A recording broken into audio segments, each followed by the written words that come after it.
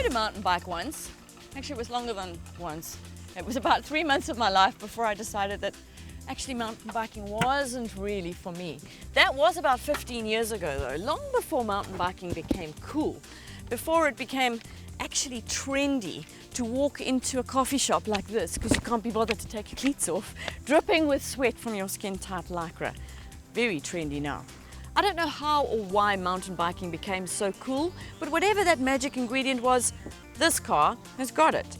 This is the BMW 2 Series Active Tourer, and it's the mountain biking of cars. It's about to make MPVs really cool.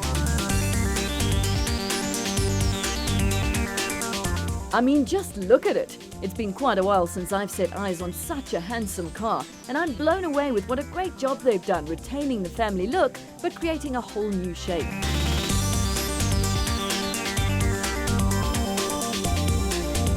Front and back are all BMW, while the signature crease line on the side brings proper design into an otherwise boring MPV segment. It is taller than an X1 and you sit higher as well, so you've got that nice high driving position. From the driver's seat, you look back and you just see all this space. Somehow, they've managed to create this roominess without making it look ungainly from the outside.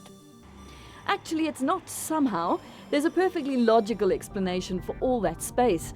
This is the first front-wheel drive car to wear a BMW badge.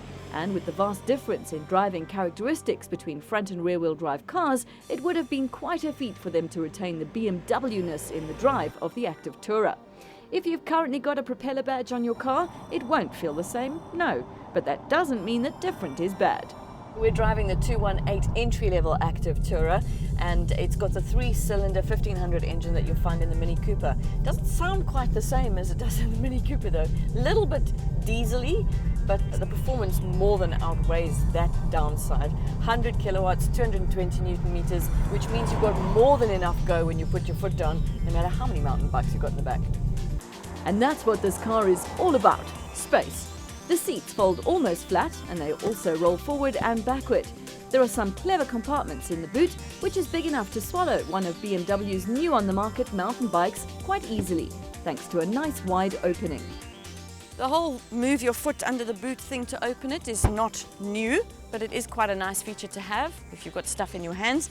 And the added bonus in this kind of environment that you can show off your cleats to everyone should you be so inclined.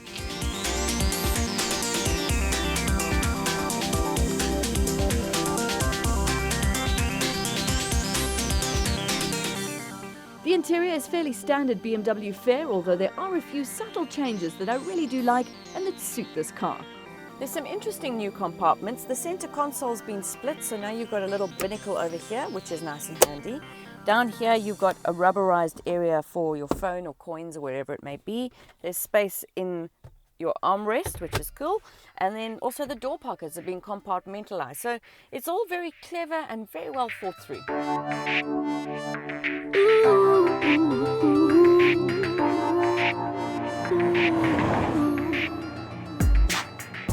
But what's the point of yet another BMW? There's X1, 3GT and its namesake, the 2 Series. Well, forget about the latter, as that purely has to do with its size. Not everyone wants the off-road ability of an X1, and the 3GT, well, nobody really wants that. So who's going to buy it? Well, my first thought, obviously with it being an MPV, is mummies. After all, mummies have been buying the B-Class for many, many years, and that's obviously going to be its main competitor. But once you get behind the steering wheel, you realize this is anything but a mommy's car only. Although the steering is not as well weighted as a regular BMW, and I found it a little light-footed at speed, the Active Tourer is looking for a different kind of driver to your normal BMW fan. It certainly fills a gap in the BMW lineup for those looking for something with more space than a sedan, but without the bulkiness of an SUV, and it's been a long time coming. It's not cheap, mind. This model is 380,000 Rand, but with 3 other derivatives in the range, including 2 2-litre petrols and a 2-litre diesel, you could pay up to 450,000 Rand. If, like me and mountain biking, the MPV and enjoyable driving just didn't quite fit together for you, you might want to reconsider. Just as coffee shops, snazzy outfits and carbon fiber have really lifted the sport into the mainstream, so the sexy styling, sporty driving of the 2 Series Active Tourer, combined with the space and flexibility, could see it becoming the next big thing.